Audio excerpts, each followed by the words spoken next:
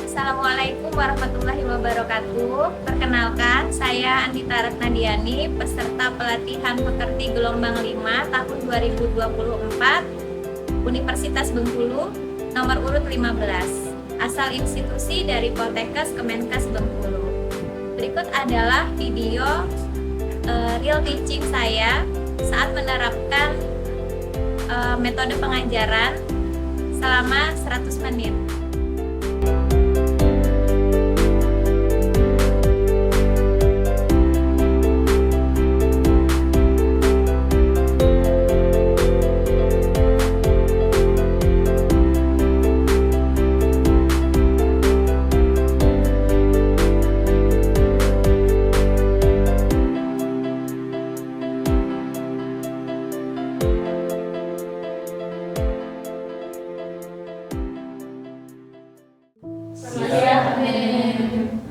Assalamualaikum warahmatullahi wabarakatuh. Waalaikumsalam warahmatullahi wabarakatuh. Oke, jadi hari ini kita jam mata kuliah metodologi keperawatan ya. Dan melanjutkan pertemuan minggu lalu, hari ini bahasan kita adalah tentang standar diagnosis keperawatan Indonesia. Nah, ini ada gambar buku nih di sini. Saya tanya dulu, apakah semua sudah punya bukunya atau masih ada yang belum punya? Sudah semua ya?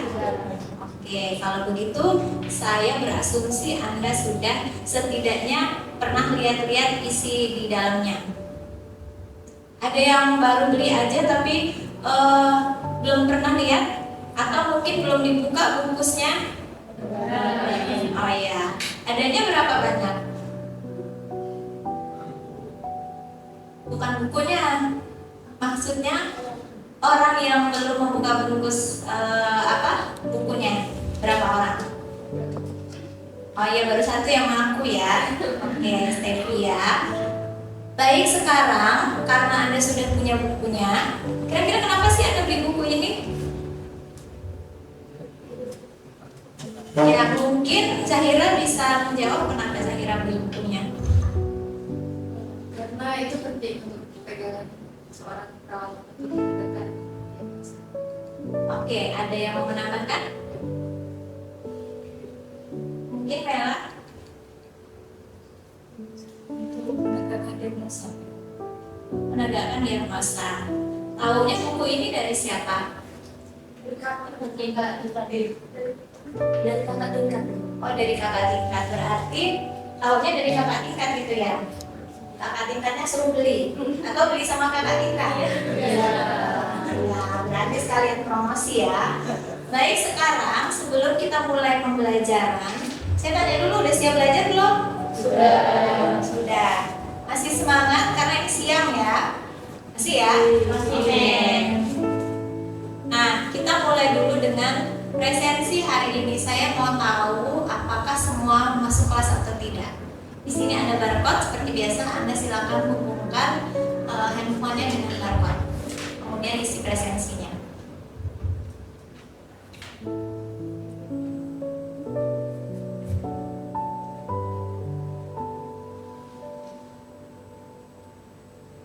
Bisa? Oke, silakan diisi ya.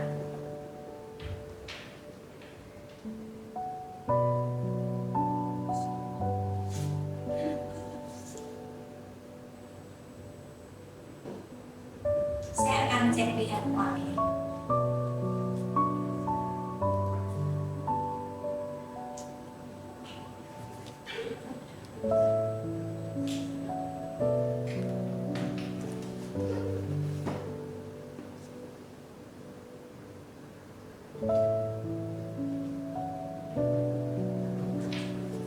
Masih ada 2 orang lagi yang belum mengisi.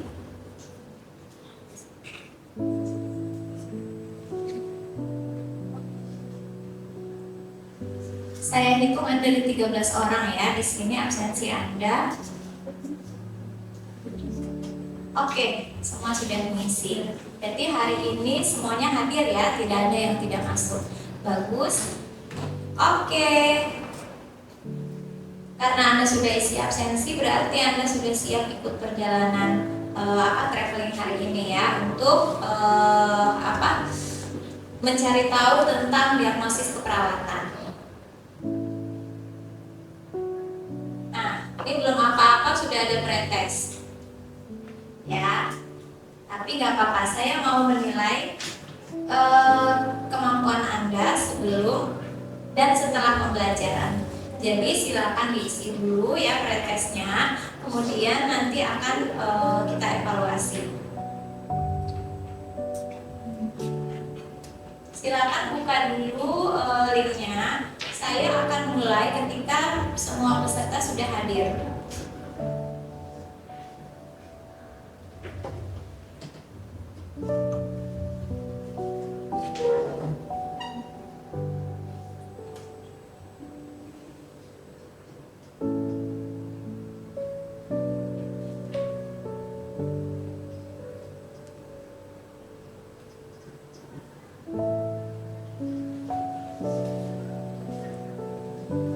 Jadi Anda bisa scan barcode-nya atau Anda bisa masukkan 3795953 sebagai kode saat Anda join ke Slido.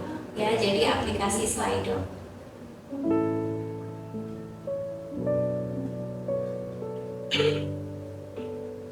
Oke, sudah semua? Ada yang nggak bisa masuk?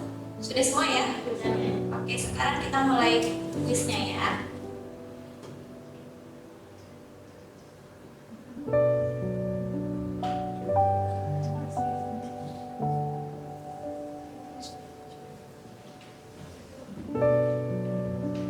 Sudah terbuka pertanyaannya? Ya, silakan dikerjakan.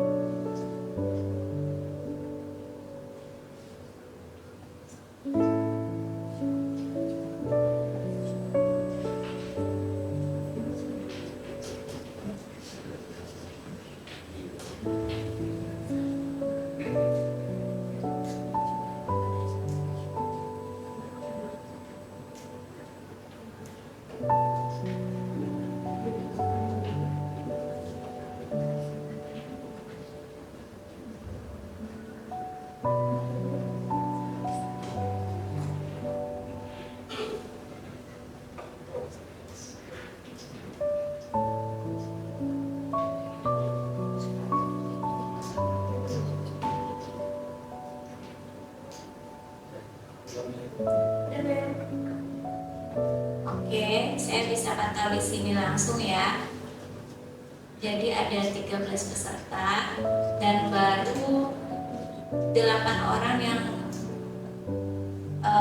sudah mengerjakan. Silakan sisanya.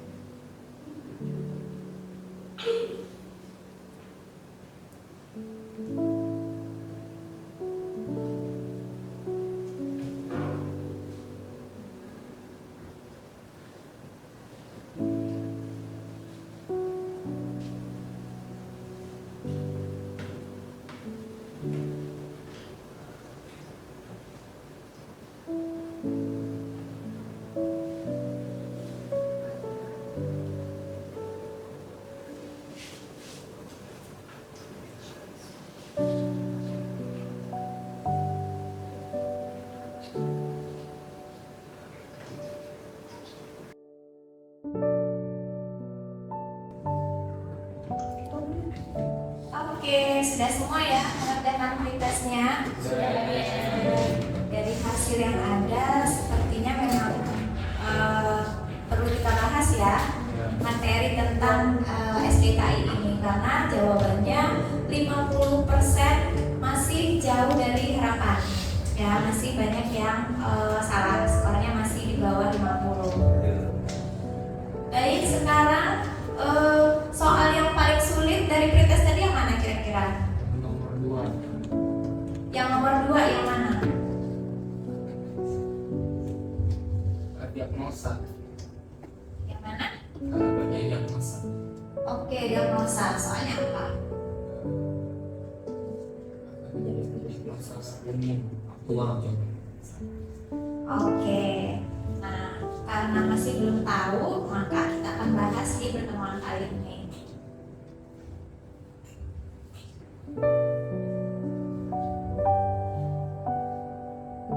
Bentar ya.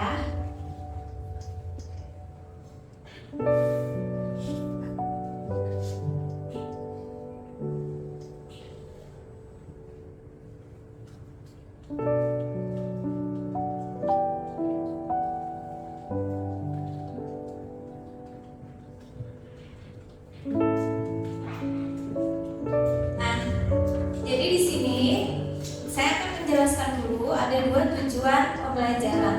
Ya, apa sih tujuan kita hari ini tuh untuk mengetahui apa? Jadi yang pertama, tujuannya adalah mampu menguraikan konsep diagnosa keperawatan. Nah, diagnosa ini yang meliputi pengertian, klasifikasi diagnosanya, komponen diagnosa keperawatan berdasarkan standar diagnosis keperawatan Indonesia atau SDKI. Itu yang pertama. Yang kedua, setelah mengetahui konsep diagnosis keperawatan, maka Anda diharapkan mampu merumuskan masalah atau diagnosis keperawatan berdasarkan hasil pengkajian. Ya, jadi ada 2 tujuan pembelajaran kita hari ini. Jadi fokus ya pada 2 hal tersebut. Nah, sekarang saya punya gambar. Kalau melihat gambar ini, apa yang ada dalam benak Anda kira-kira? Irfan mungkin mau memberikan tanggapan? Seorang perawat yang tadi membantu pasien. Oke, perawat yang sedang membantu pasiennya. Ada lagi yang punya pendapat? Silakan.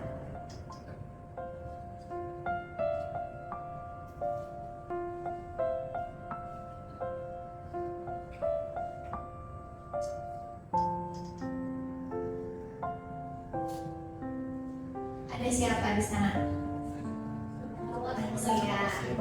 Terus ada siapa lagi? Ada perawat. Nah, perawat itu sedang mengerjakan tugasnya. Apa sih tugasnya? Membantu pasien. Nah, sekarang jika Anda kan rencananya mau jadi perawat nih, ya. Rencananya mau jadi perawat. Nah, misalnya Anda bukan perawat, Anda dalam posisi pasien. Kira-kira saat Anda menjalani atau mendapatkan perawatan dari seorang perawat, apa yang Anda harapkan? Maunya perawat itu gimana? Baik, ramah, udah gitu apa lagi? Sabar, terus apa lagi? Pengertian. Itu mau kriteria perawat idaman atau kriteria suami idaman? Ya, apa lagi kira-kira? Anda mau nggak perawat itu merawat Anda secara asal-asalan? Mau nggak dirawat banyak kelirunya, salah-salah sebut nama, ya, salah memberikan tindakan? Pasti Anda tidak mau kan, gitu. Jadi Anda mau seorang perawat yang profesional, ya. Nah, kalau gitu apa sih pengertian dari profesional? Profesionalnya seperti apa? Ya mungkin yang tadi dijelasin ya, yang ramah, yang baik, udah gitu dia mampu memberikan asuhan keperawatan yang sesuai atau yang tepat. kira-kira gimana seorang perawat itu bisa menjalankan pekerjaannya secara profesional? Oke ya, bagus sekali. Perawatnya kuliah dulu ya. Kalau nggak kuliah, nggak bisa dong merawat pasien.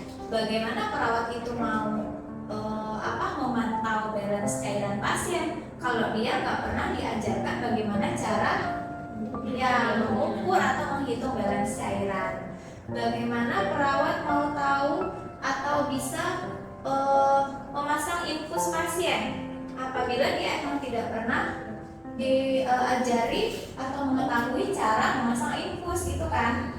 Bagaimana perawat bisa melakukan komunikasi terapeutik kepada pasien kalau dia nggak pernah dikasih tahu ilmu komunikasi yang baik ke pasiennya ya. Jadi intinya Anda mengharapkan perawat yang profesional dalam memberikan asuhan keperawatan, dan salah satu cara menjadi profesional adalah dengan katanya Stevie kuliah gitu ya. Ya kuliahnya juga kuliah keperawatan ya, bukan kuliah ekonomi gitu ya. Oke, nah sekarang saya punya video ya. Anda silakan nanti cari atau temukan fenomena dari video ini. Apa sih yang bisa Anda dapatkan dari video yang ditayangkan ini gitu ya.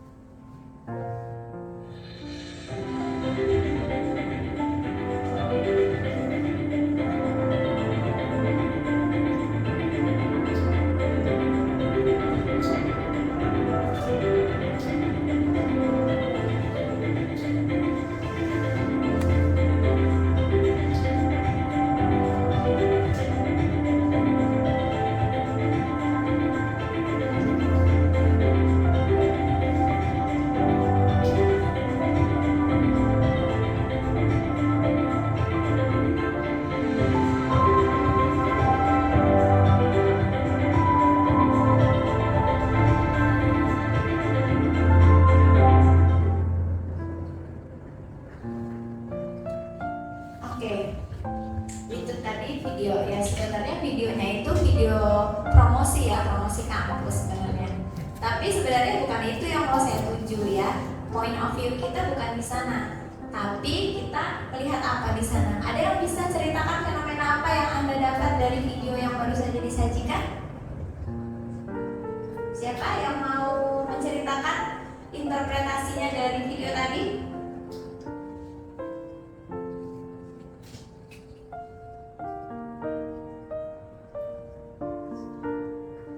Bisa menceritakan?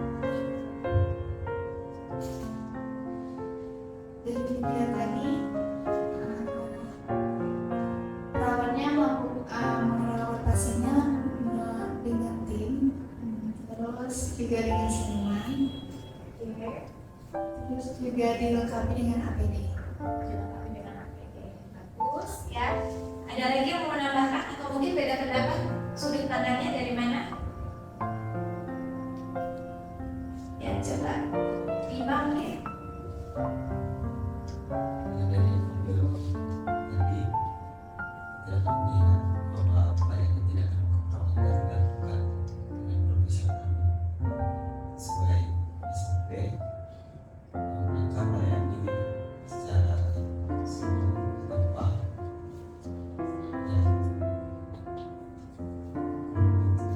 Ya, senyum dan sapa. Oke, ada lagi nggak yang mau menambahkan?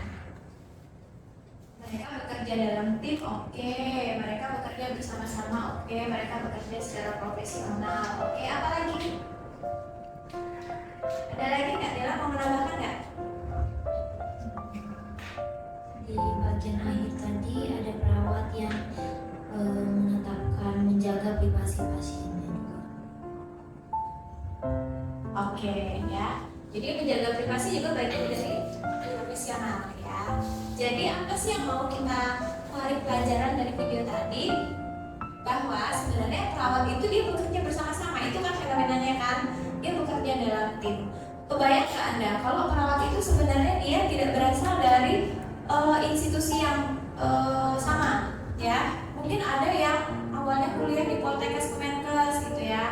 ada yang dari University of Chicago misalnya ya, ada yang dari UI misalnya, ada yang dari Unsri. Oh ternyata mereka sekolahnya beda-beda, tapi pada saat mereka melakukan asuhan keperawatan kok bisa sama? Tuh. Kok sama ya gitu?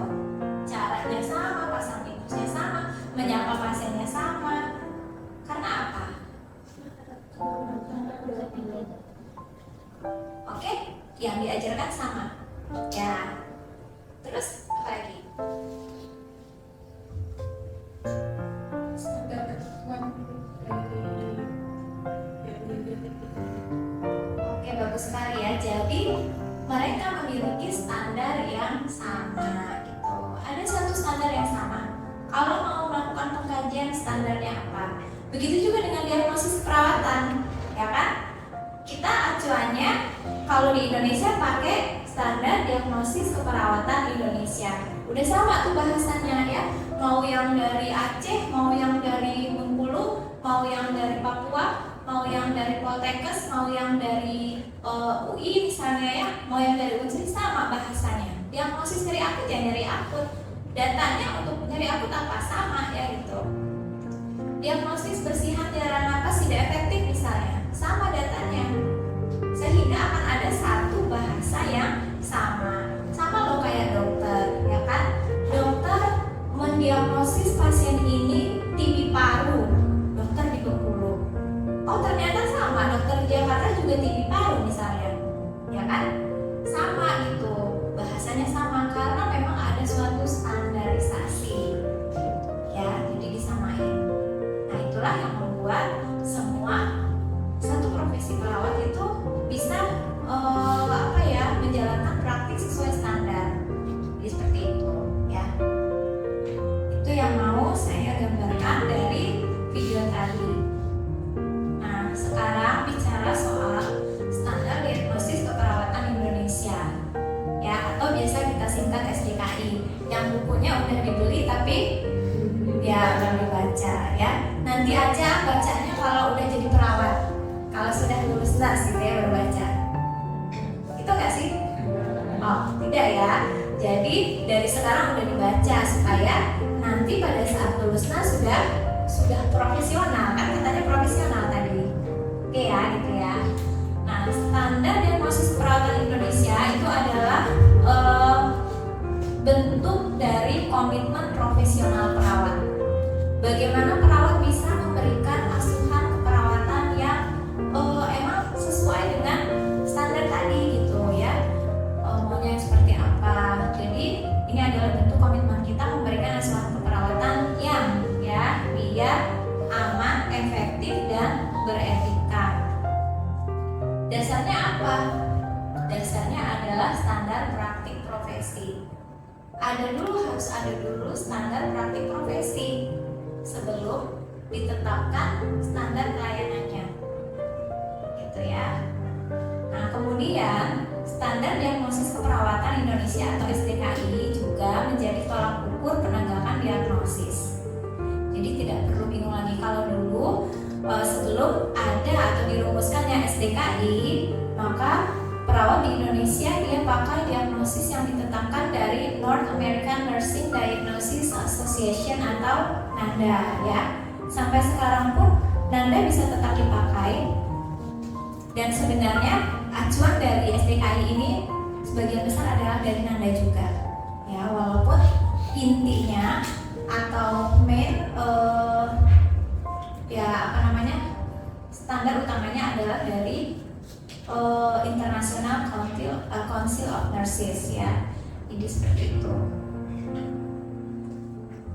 Nah, untuk standar diagnosis keperawatan sendiri dia ada 4 kriteria yang tercantum di dalamnya ya. Yang pertama adalah domain atau unsur rasional ya. Kemudian ada kriteria struktur, kriteria proses dan kriteria hasil. Nah, 4 inilah yang menjadi unsur-unsur penunjang suatu diagnosis keperawatan. Nah, sekarang mungkin kita bahas satu-satu. Nah,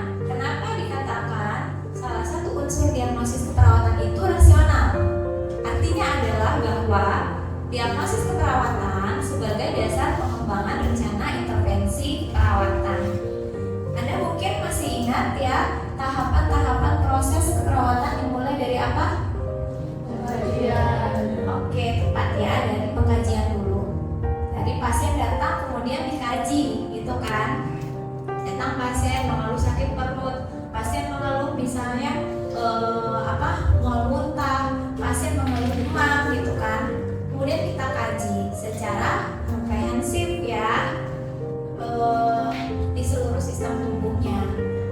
Nah, kalau udah dikaji, kita dapatkan data. Data itu kemudian dilakukan analisis ya. Dianalisis datanya, mana sih data normal, mana data yang abnormal atau senjang. Data-data yang abnormal itu menjadi suatu problem atau masalah ya. Nah, dari masalah tersebut kemudian ditetapkan diagnosis keperawatan. Terus kalau udah dapat diagnosis diapain? Oh, ini diagnosisnya nyeri akut.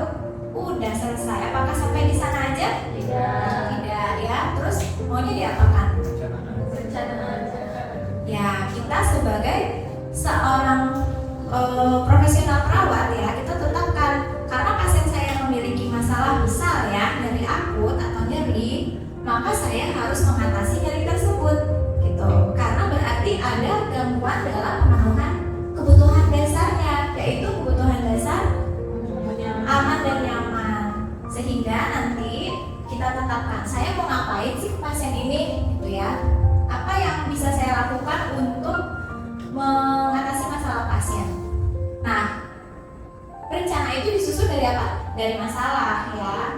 Itulah yang kita katakan bahwa diagnosis keperawatan menjadi dasar pengembangan rencana intervensi, dan itu adalah unsur rasional dari diagnosis keperawatan. Yang kedua adalah kriteria struktur. Jadi kita melakukan praktik profesi ini di mana? Di kampus?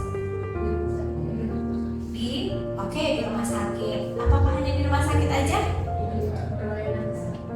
Ya, di tatanan pelayanan kesehatan, fasilitas pelayanan kesehatan. Tidak hanya di rumah sakit ya, tapi juga di puskesmas, juga di panti jompo, ya kan? Juga bisa di misalnya rumah singgah kah ya, atau bahkan di masyarakat sekalipun gitu. Jadi tempat kita melakukan praktik profesi itu adalah tatanan praktik namanya ya, tatanan praktik.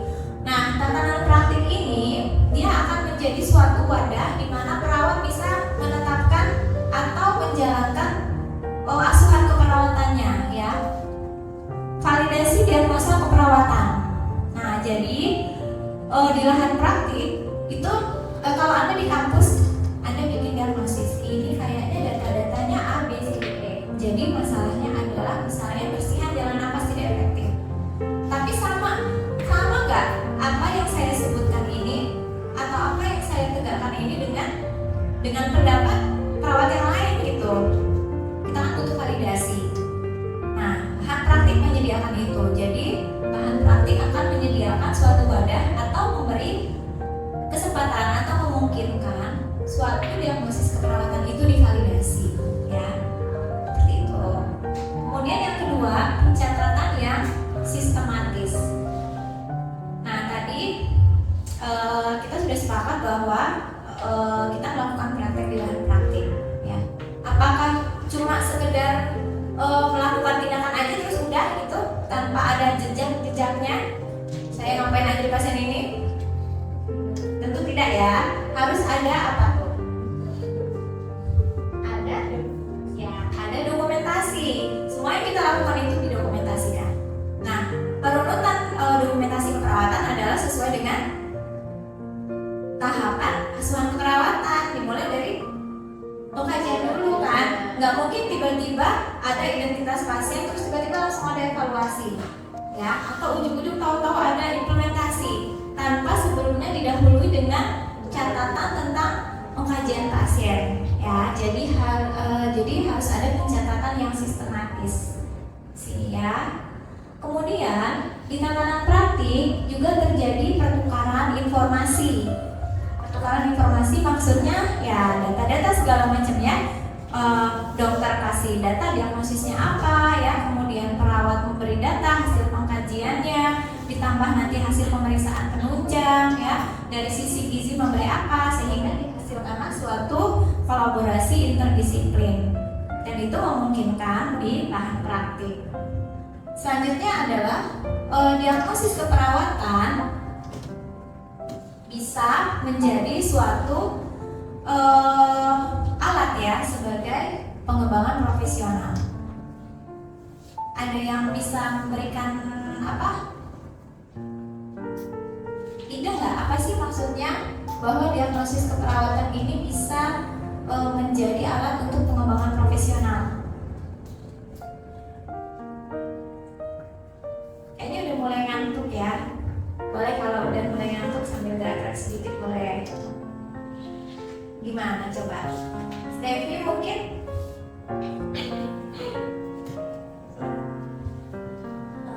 Mungkin program pengembangan profesional maksudnya dalam praktiknya pelayan kesehatan menemukan diagnosa-diagnosa baru yang sebelumnya tidak ada, jadi bisa menambah pengetahuan.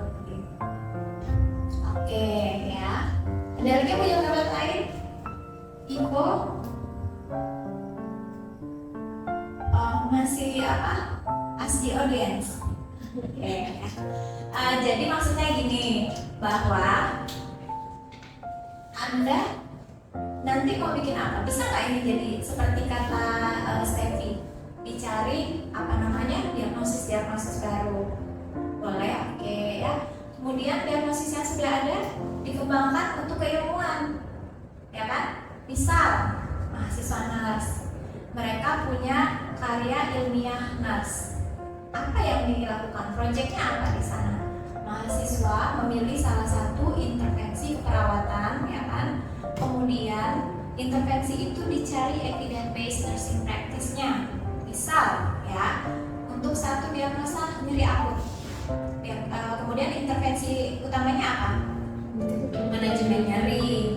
Dari manajemen nyeri, cari literatur terbaru untuk mengatasi nyeri. Misalnya dengan teknik Benson dikombinasi sama misalnya teknik latihan nafas dalam misalnya, ya. Kemudian itu dilakukan atau diterapkan di pasien. Setelah diterapkan, kemudian disosialisasikan, oh ternyata efektif loh ya. Intervensi relaksasi Benson dikombinasi dengan latihan nafas dalam untuk mengatasi nyeri pada pasien pasca operasi misalnya, ya. Jadi itu yang disebut dengan diagnosis keperawatan bisa menjadi suatu alat untuk pengembangan profesional. Nah, sampai di sini ada yang mau didiskusikan dulu? Atau ada yang mau ditanyakan mungkin? Nggak ada? Belum ada? Belum ada, asumsinya udah jelas ya? Atau tidak jelas? Atau mau cepat selesai? Oke, ya. Kita lanjutkan kalau sejauh ini masih jelas. Nah, sekarang kita masuk ke klasifikasi diagnosis keperawatan. Nah, saya mau memperkenalkan dulu bahwa acuan dari SDKI atau Standar Diagnosis Keperawatan Indonesia itu adalah dari International Classification of Nursing Practice atau ICNP, ya. ICNP itu dikembangkan oleh siapa? Oleh ICN, International Council of Nurses. Jadi Konsil Internasional Perawat, mereka menyusun suatu standar praktik, suatu standar klasifikasi praktik perawat, gitu ya. Nah, kemudian inilah yang digunakan oleh PPNI, Organisasi Profesi Perawat, untuk membuat suatu klasifikasi diagnosis keperawatan, ya. Nah, sehingga dihasilkanlah ada 3 bentuk klasifikasi. Yang pertama diagnosisnya, yang tertuang dalam buku SDKI, kemudian intervensinya, kan, yang tertuang dalam bentuk buku atau dokumen SIKI, dan klasifikasi hasil yang dituangkan dalam dokumen SLKI, kan? Ini begitu ya. Nah, ini adalah bagan atau skema klasifikasi diagnosis keperawatan oleh SDKI. Ada berapa kategori? 6 Ada 5 kategori ya. Yang pertama adalah kategori fisiologis, yang kedua psikologis, yang ketiga perilaku, yang keempat relasional, yang kelima lingkungan. Terus yang di bawahnya apa, Mem? Yang di bawahnya adalah subkategori. Jadi diagnosis itu akan disusun berdasarkan kategori dan subkategori ini. Gitu ya. Nanti di kategori fisiologis ada subkategorinya respirasi ya. Kalau untuk di respirasi mungkin ada yang pernah baca diagnosisnya apa aja? Ada yang bisa menyebutkan 1 atau 2? Oke, coba satu-satu. Bella? Pola nafas tidak efektif, bersihan jalan nafas, gangguan pertukaran gas.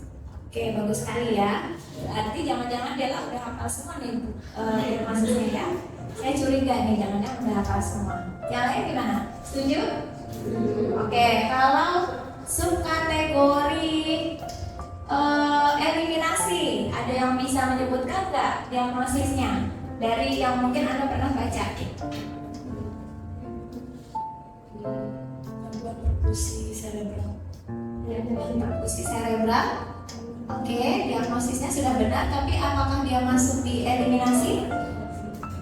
Kalau di eliminasi itu ada seperti diare, Oke, konstipasi, oke. retensi urin, inkontinensi urin. Oke, bagus sekali ya. Ada lagi? Sekarang saya mau tanya untuk kategori psikologis, subkategori nyeri dan kenyamanan. Ada nggak yang bisa menyebutkan satu diagnosisnya? Nyeri perut, ya. Yes. Ya, terus? Buat rasa nyaman ya. Bagus sekali ya. Jadi sebenarnya Anda itu low profile aja ya. Sebenarnya Anda udah hafal semua. Ya, saya simpulkan begitu. Oke ya. Nah, jadi ingat-ingat ini adalah kategori dan subkategorinya. Nah, selagi Anda masih dalam tahap belajar, Anda boleh tuh nanti buka-buka bukunya ya. Kira-kira saya ketemu data apa nih? Datanya ini. Sehingga nanti diagnosisnya kira-kira apa? Oh, kayaknya sudah jelas kalau ada pasien keluhannya sesak misalnya ya. Kemudian batuk, ini mungkin nggak masuk ke subkategori eliminasi. Oh, kayaknya jauh nih ya. Atau mungkin nggak dia masuk ke subkategori keamanan dan proteksi. Ya, kan jauh tuh. Berarti yang paling terdekat apa?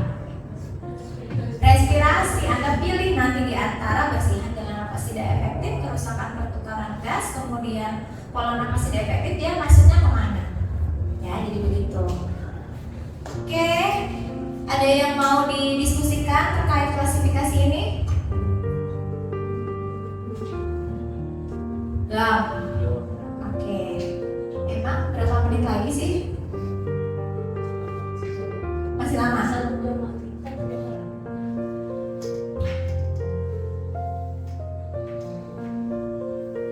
Oke, sekarang saya akan menjelaskan tentang jenis diagnosis keperawatan. Tadi Anda setidaknya sudah baca ya, ada bersihan jalan nafas tidak efektif, nyeri akut, diare, ya kan, konstipasi, apalagi. Kalau nutrisi apa? Defisit nutrisi, ya kan? Apalagi?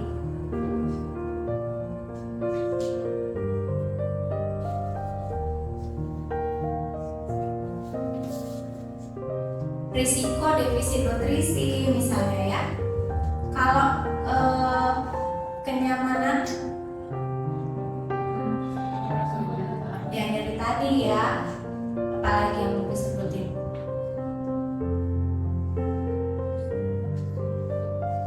Pola tidur masuk apa?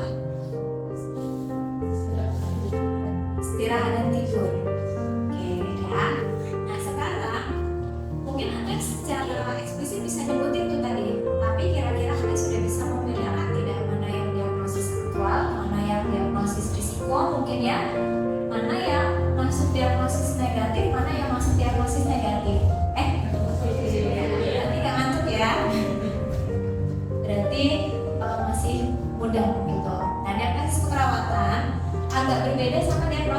medis. Kalau diagnosis medis, pernah nggak Anda baca atau terdengar diagnosis medis yang positif? Tidak ya, pasti yang jelek-jelek kan? Sirosis hepatis, appendicitis misalnya ya, apalagi gastroenteritis, ya kan? Apalagi schizofrenia misalnya ya, itu di psikologisnya. Terus apalagi?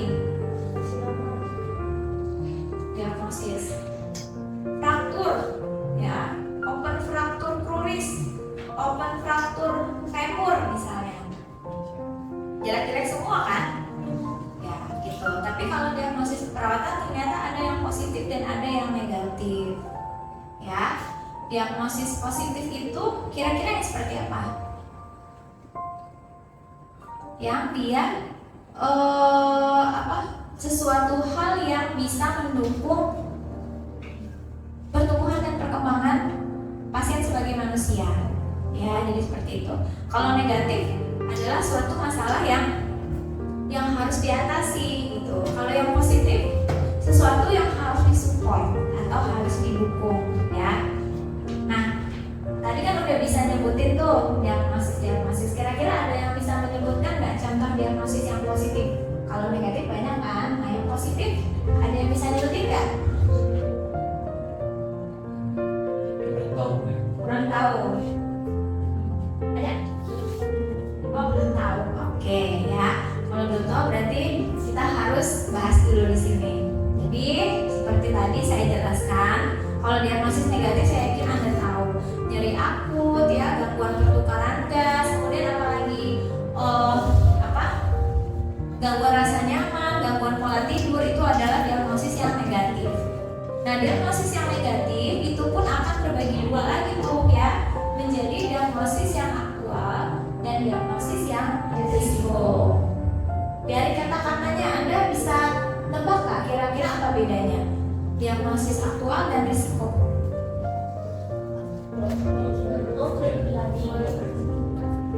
Kalau aktual yang terjadi sekarang, risiko yang bakal akan terjadi nanti. ya berarti kita bisa simpulkan aktual itu sudah terjadi, kalau risiko mungkin belum terjadi dan mungkin akan terjadi gitu ya. Oke, bagus sekali. Jadi diagnosis yang aktual itu memang dia udah terjadi ya, dibuktikan dengan adanya tanda dan gejala pada pasien. Gangguan rasa nyaman atau nyeri akut, sudah tahu tuh pasiennya udah merintih ya, udah bilang perut saya sakit gitu, berarti kan masalah udah terjadi. Nah, bagaimana dengan diagnosis risiko?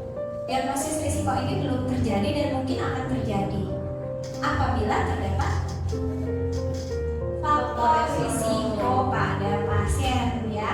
Kalau nggak ada faktor risiko ya nggak usah diangkat gitu ya. Tapi kalau ditemukan faktor risiko pada pasien, maka kita bisa mengangkat diagnosis risiko ini. Nah, kemudian ada juga diagnosis yang positif yang ternyata setelah Anda baca sekilas di buku STKI, Anda belum modal yang mana tuh diagnosisnya. Anda pernah mendengar kesiapan meningkatkan manajemen kesehatan? Belum. Oh ya, berarti belum sampai ke sana ya, baru halaman awal aja berarti bacanya. Ya, oke. Terus menyusui bayi efektif. Pernah dengar diagnosisnya? Belum. Oh belum ya, tapi kan belum belajar keperawatan maternitas ya. Nah, ada tuh ya, kalau Anda baca-baca nanti Anda akan menemukan. Cari aja di STKI ya. Diagnosis positif itu adalah diagnosis promosi kesehatan. Jadi sesuatu hal yang kita lihat ada pada pasien yang bisa menjadi suatu apa ya istilahnya, hal positif yang mendukung kesehatan pasien. Jadi begitu. Nah, sekarang sebelum kita masuk ke klasifikasi, ini tadi kita tekniknya tadi sudah ya kita bahas sekilas. Nah, kita masuk ke komponen diagnosis keperawatan. Nah, diagnosis keperawatan itu sebenarnya tidak sekedar yang Anda baca di STKI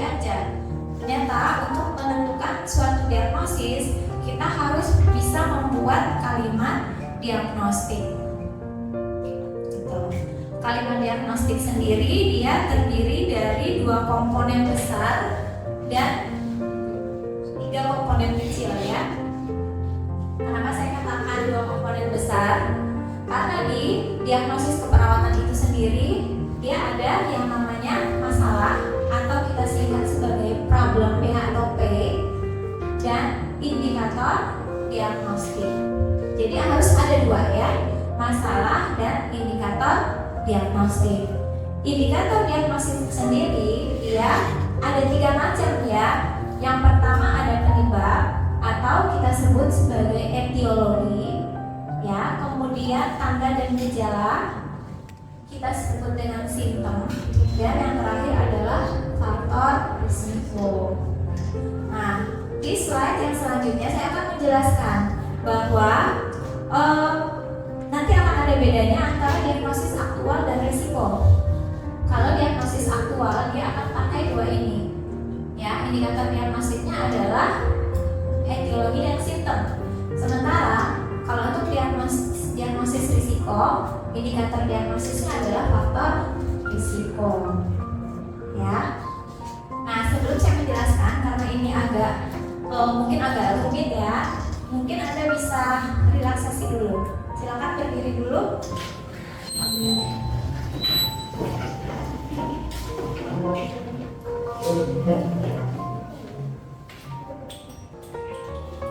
Terus habis berdiri mau apa? Mau gerak-gerak silakan.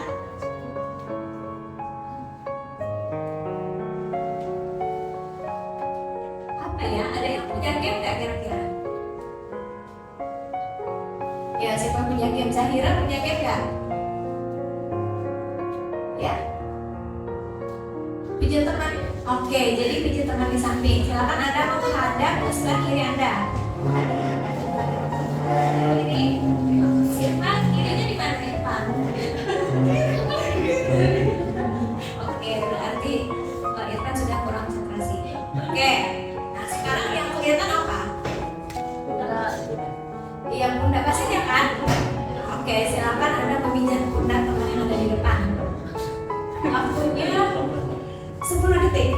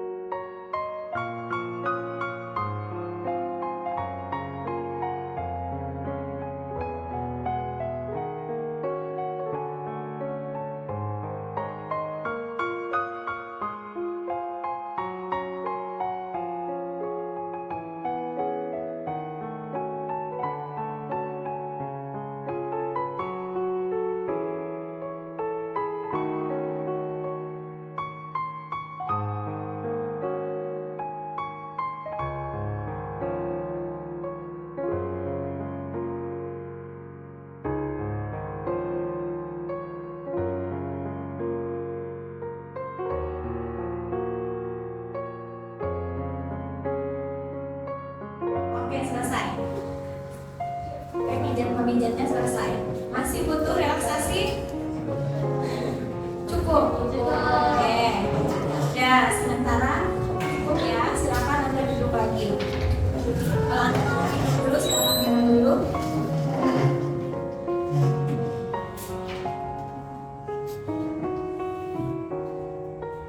Baik, bisa kita lanjutkan? Bisa ya. Nah, tadi masih ingat ya bahwa ada dua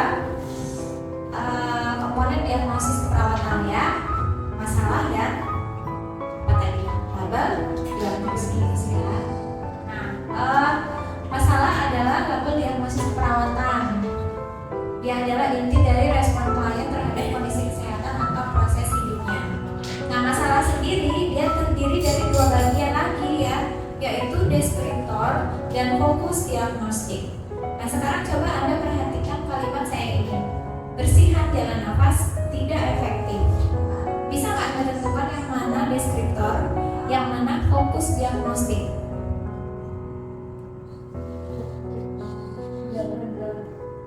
Bersihan jalan nafas itu apa? Fokus diagnostik. Benar ya. Kalau tidak efektif, deskriptornya atau penjelasnya kalau dalam bahasa Indonesia ya. Nah, ini ada daftar dari deskriptor dan fokus diagnostik yang biasa digunakan di SDKI ya. Gangguan pertukaran gas, kemudian penurunan curah jantung, defisit pengetahuan, bersihan jalan nafas tidak efektif. Jadi kalau tidak efektif nanti dibalik ya penulisannya, bukan tidak efektifnya dulu tapi bersihan jalan nafasnya dulu kemudian baru tidak efektif. Terus ada intoleransi aktivitas. Bukan hanya ini aja sebenarnya contohnya ya, tetapi deskriptornya secara garis besar ada 5 ini aja. Gangguan, penurunan, defisit, tidak efektif, dan intoleransi. Kalau gangguan, selain gangguan pertukaran gas, apa lagi contohnya diagnosisnya? Gangguan rasa nyaman, oke benar. Terus apa lagi? Gangguan pola tidur, bagus. Apa lagi? Oke, gangguan perfusi cerebral. Ada lagi? Gangguan mobilitas fisik misalnya ya. Ya, selanjutnya ada penurunan. Selain penurunan curah jantung, apa lagi? Penurunan kesadaran. Ada nggak diagnosis keperawatan penurunan kesadaran? Ya, Pak. Penurunan kapasitas adaptif intrakranial. Ya. Penurunan apa lagi? Oke, sekarang kalau defisit nutrisi bagus. Apa lagi? Defisit perawatan diri, oke. Ada lagi?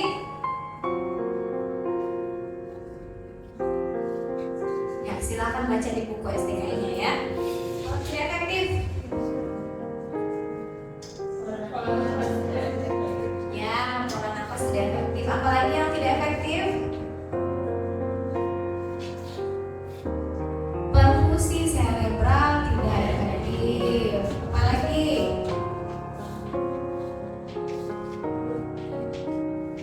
Menyusui tidak efektif, ya kan? Dan seterusnya, ya. Kalau intoleransi, kayaknya hanya satu, intoleransi aktivitas, ya. Nah, selanjutnya adalah indikator diagnostik. Jadi masalah, kemudian ada indikator diagnostik ya. Indikator diagnostik tadi katanya ada penyebab, tanda dan gejala serta faktor risiko.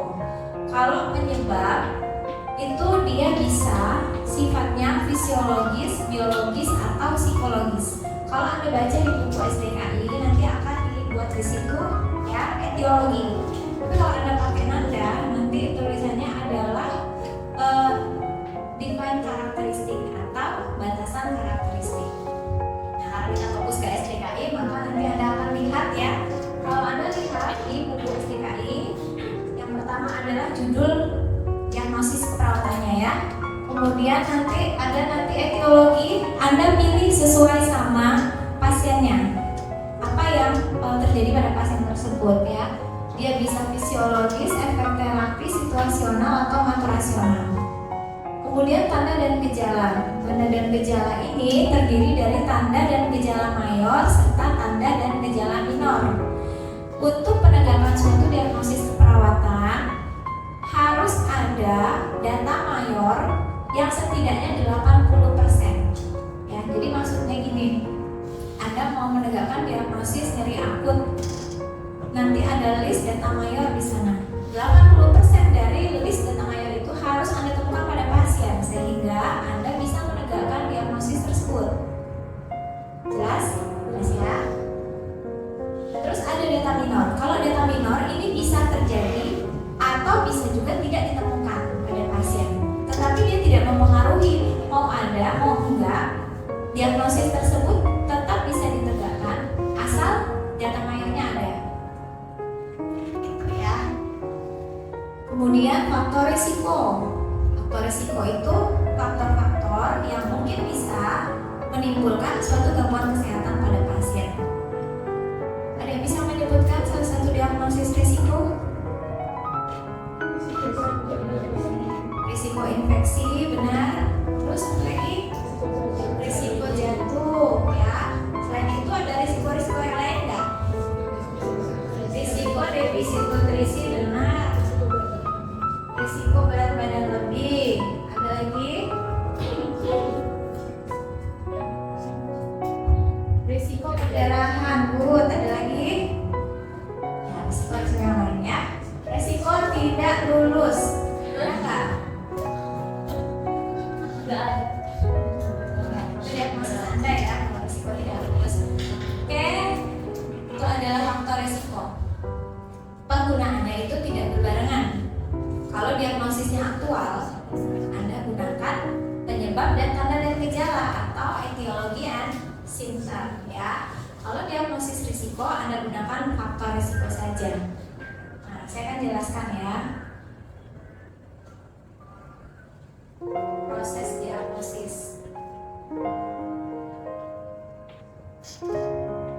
Nah, setelah dijelaskan tentang klasifikasi diagnosis keperawatan tadi, Anda harus tahu bagaimana proses melakukan diagnosis keperawatan. Dimulai dari analisis data ya. Tadi ada nggak di berita soalnya? Ada ya.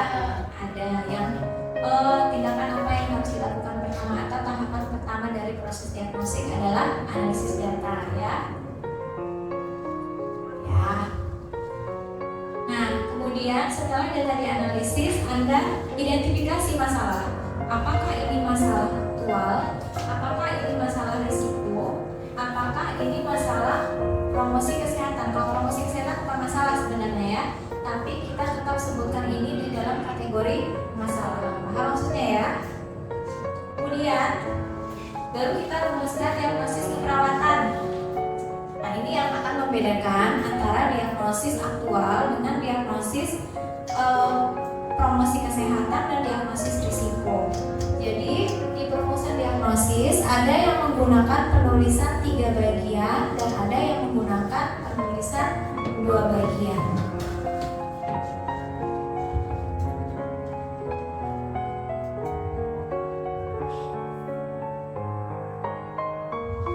Nah, ini adalah penulisan 3 bagian ya.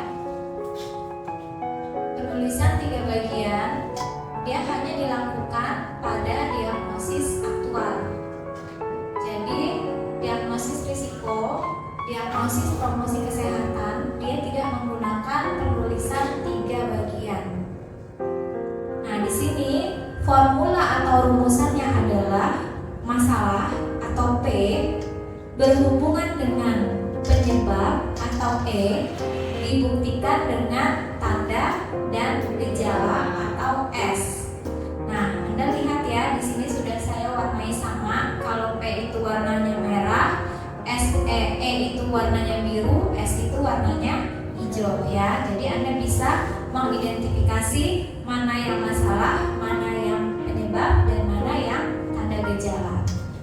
diagnosisnya contohnya adalah bersihan jalan nafas tidak efektif berhubungan dengan spasme jalan nafas, ya,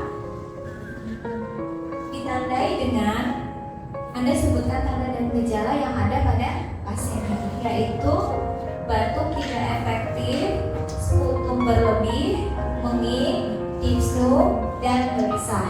Jadi inilah yang disebut dengan penulisan diagnosis 3 bagian, ya.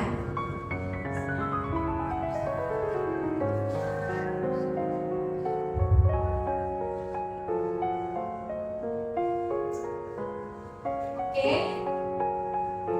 sekarang kita lanjutkan. Ini adalah penulisan 2 bagian, ya. Penulisan 2 bagian. Kalau penulisan 2 bagian digunakan pada diagnosis risiko dan diagnosis promosi kesehatan. Jadi untuk diagnosis aktual dia tidak bisa menggunakan penulisan 2 bagian ini. Karena dia hanya ada 2 komponen di penulisan 2 bagian, yaitu diagnosis, ya, masalah dibuktikan dengan faktor risiko. Jadi apa yang hilang? Komponen apa? Ditandai dengannya ada, ya, dibuktikan dengan, ya, berhubungan dengan etiologinya, komponen etiologinya yang hilang, ya. Sama tuh diagnosis risiko maupun diagnosis promosi kesehatan, dia sama-sama 2 komponen, ya, yaitu masalah dibuktikan dengan. Tapi kalau yang faktor risiko dia dibuktikan dengan adanya faktor risiko, sementara diagnosis promosi kesehatan dia dibuktikan dengan adanya tanda dan gejala. Emang udah ada di pasiennya, tapi tanda dan gejala di sini adalah tanda dan gejala yang baik, ya, bukan sesuatu yang sifatnya negatif. Sekarang kita lihat formulasinya. Nah, contoh pertama itu adalah untuk diagnosis risiko. Risiko perfusi perifer tidak efektif dibuktikan dengan hiperglikemia, ya. Jadi yang warna merah itu adalah problemnya, ya kan? Dibuktikan dengan, jadi tidak ada etiologi, ya. Faktor risikonya adalah hiperglikemia. Apa hubungannya? Nah, untuk bisa mencocokkan antara diagnosis risiko atau masalah dengan faktor risiko, apa yang harus Anda punyai? Kemampuan apa? Kemampuan menganalisis dari sisi patofisiologi. Kalau orang awam melihat risiko perfusi perifer tidak efektif dibuktikan dengan hiperglikemia, bisa nyambung nggak kira-kira dari mana sih munculnya dari hiperglikemia tiba-tiba ada risiko perfusi perifer tidak efektif? Tapi kalau Anda sudah belajar patofisiologi, Anda akan bisa menghubungkan, ya, faktor risiko hiperglikemia tersebut dengan masalah perawatannya. Oke, gimana coba? Dari hiperglikemia kenapa bisa ada risiko perfusi perifer tidak efektif?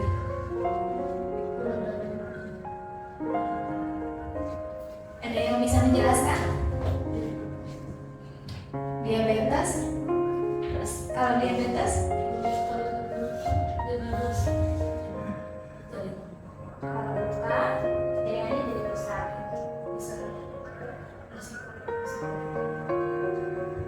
Oke, ada yang punya pendapat lain?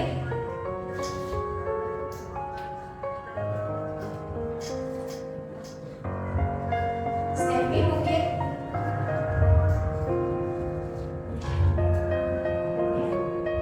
Jelaskan saja.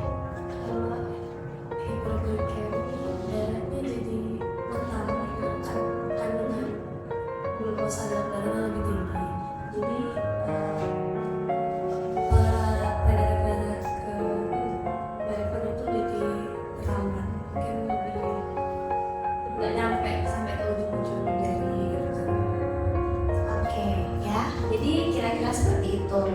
Nah, jadi walaupun kelihatannya sepele, masalah perawatan ini ternyata harus butuh ilmu juga, ya, ya kan? Nah, apa sih yang dimaksud dengan risiko perfusi perifer tidak efektif?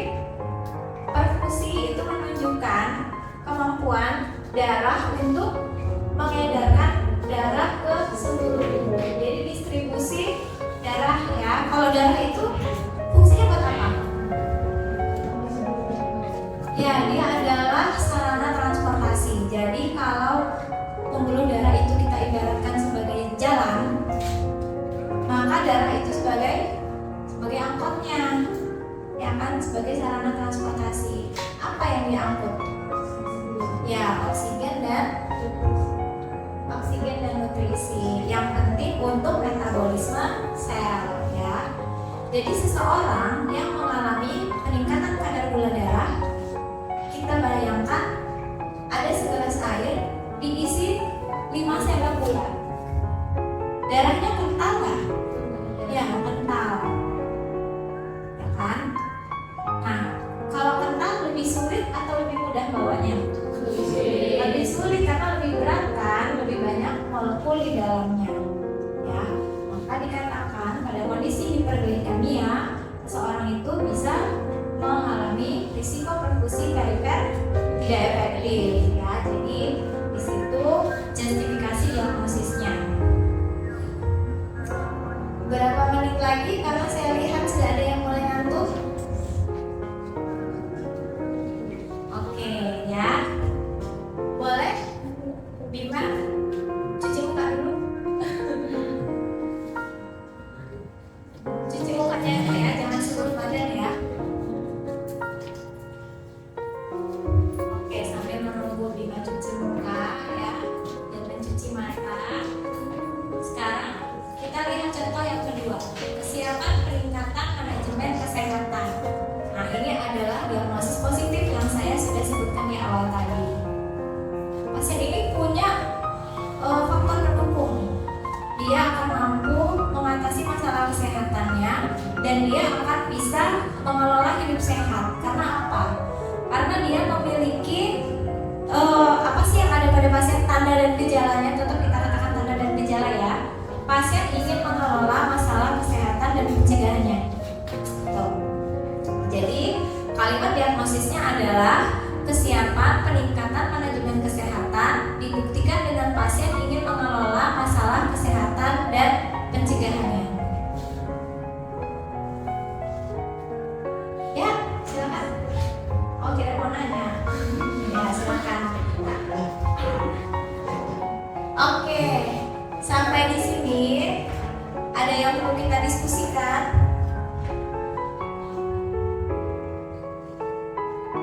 Silakan. Ada yang mau ditanyakan?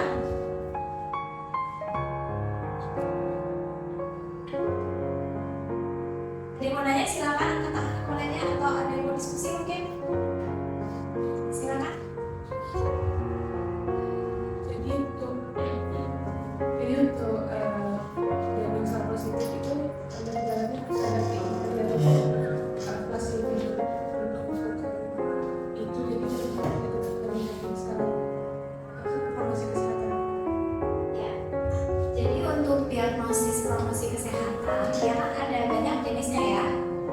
Jadi dia tidak hanya kalau untuk kesiapan peningkatan manajemen kesehatan, tentu saja nanti tanda dan gejalanya adalah yaitu tadi ada keinginan dari si pasiennya, ya kelihatan itu pada pasiennya. Tapi kalau untuk menyusui bayi efektif misalnya, apa yang kelihatan?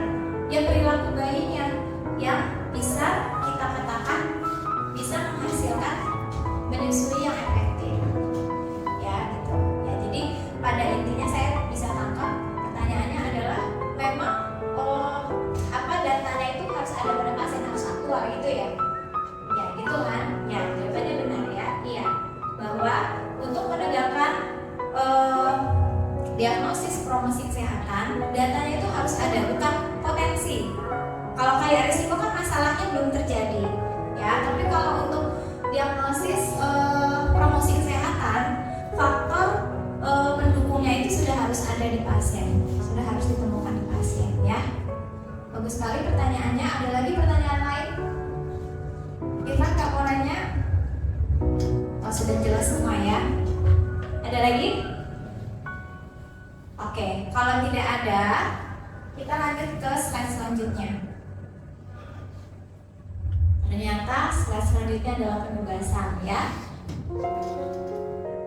Diskusi kelompok.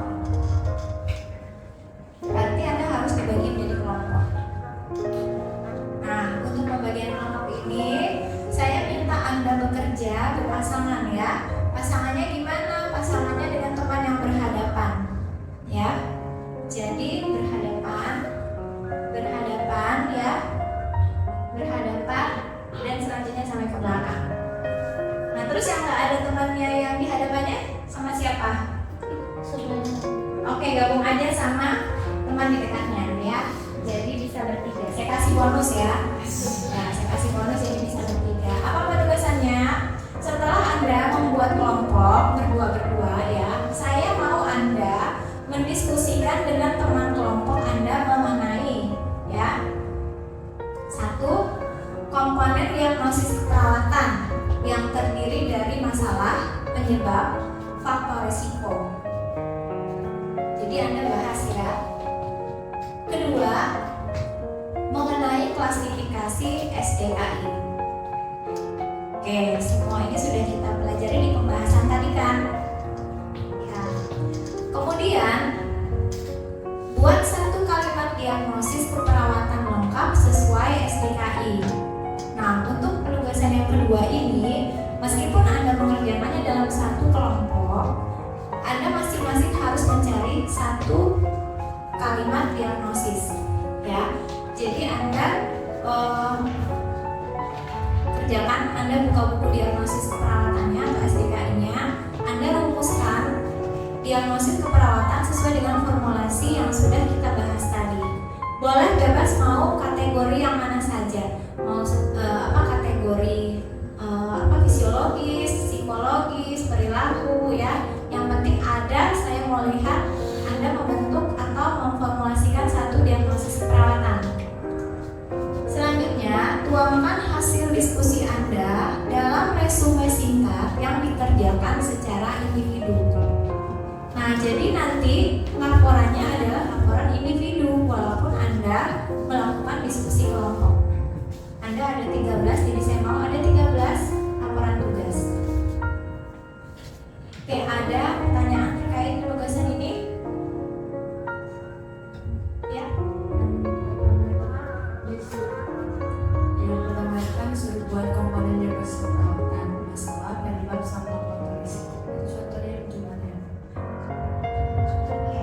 Maksudnya Anda bahas dan Anda narasikan komponen itu seperti apa ya, penyebab itu yang mana ya, masalah itu yang mana, faktor risiko itu yang mana ya. Jadi dinarasikan saja konsepnya ya, konsepnya jelas kira-kira. Oke, ada lagi pertanyaan? Tidak ada. Baik, sekarang karena saya sudah memberi Anda penugasan untuk berdiskusi, silakan Anda diskusikan dalam waktu 30 menit ya. Oke, silakan Anda diskusi.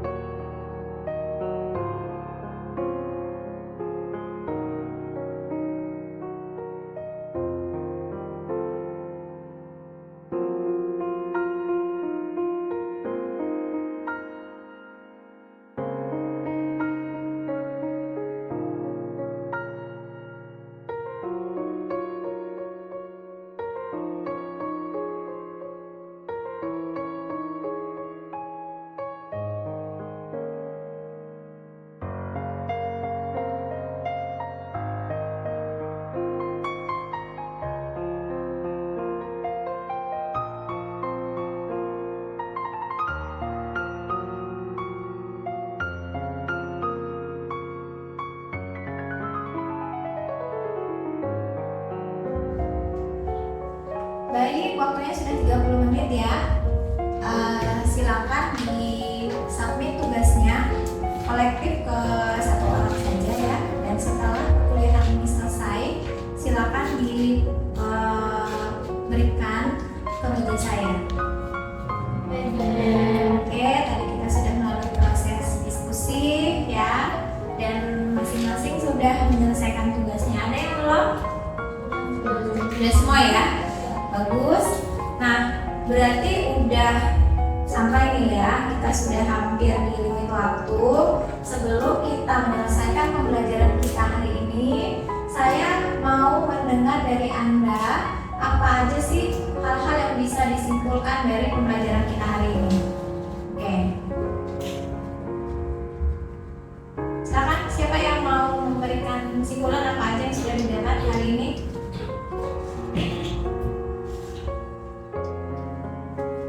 Irfan, udah senyum-senyum, kayaknya udah siap jawab. Jadi sudah bisa membuat diagnosa secara standar diagnosa kayaknya. Yang kita tahu standar diagnosis kita itu ada berapa macam? Ya. Ada diagnosis aktual, risiko diagnosis, risiko ya. Apa perbedaannya dari diagnosis aktual dan diagnosis risiko? Kalau itu sudah terjadi di pasien, Oke. resikonya kemungkinan akan terjadi. Ya, terus ya. Nah, mungkin ada yang bisa nambahin lagi selain yang tadi ada yang katanya kata Irfan tadi, yang aktual sudah terjadi, yang resiko mungkin akan terjadi. Kalau dari sisi perumusan atau formulasinya, oke, Stevi. Kalau diagnosa aktual ada problem, etiologi sama subjeknya. Ya. Simptom. Kalau diagnosa resiko, problem sama faktor resiko aja. Oke, bagus sekali ya. Bagaimana dengan diagnosis sejahtera atau diagnosis positif? Berapa macam atau berapa bagian penulisannya? Ella? Ada tiga dua.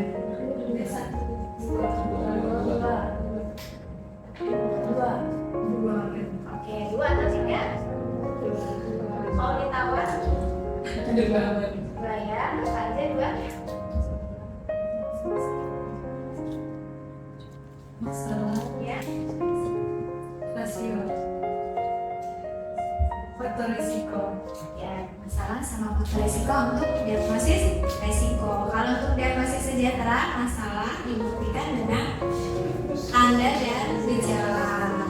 Ya. Terus standar diagnosis kita mengacu pada berapa klasifikasi? Ada berapa klasifikasi? Ya, Zaira.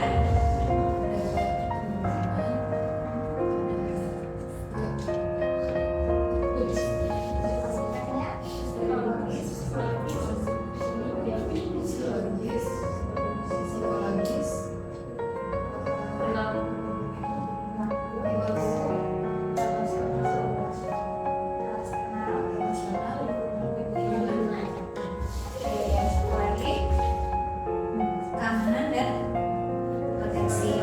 Ya, bagus sekali. Anda sudah bisa mengetahui sudah bisa menyebutkan ya tentang klasifikasi diagnosis dan menyebutkan atau menguraikan tentang ya bagaimana cara membuat diagnosis atau perawatan. Tercapai nggak tujuannya tadi? Oke, masih ingat ya tujuan kita di awal pembelajaran. Baik, ada lagi yang mau didiskusikan? Cukup ya. Oke, kalau begitu kita akhiri pertemuan ini. Jika ada nanti yang di kemudian hari ada yang mau ditanyakan terkait dengan diagnosis perawatan, kita bisa diskusi di forum kelas ya, forum ruangan aja ya. Baik, saya tutup. Wassalamualaikum warahmatullahi wabarakatuh. Waalaikumsalam warahmatullahi wabarakatuh. Terima kasih.